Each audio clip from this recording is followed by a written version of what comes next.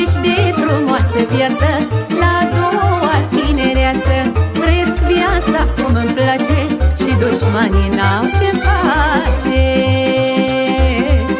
Cât ești de frumoasă viață, la a doua tinereață, trăiesc viața cum îmi place și dușmanii n-au ce-mi face.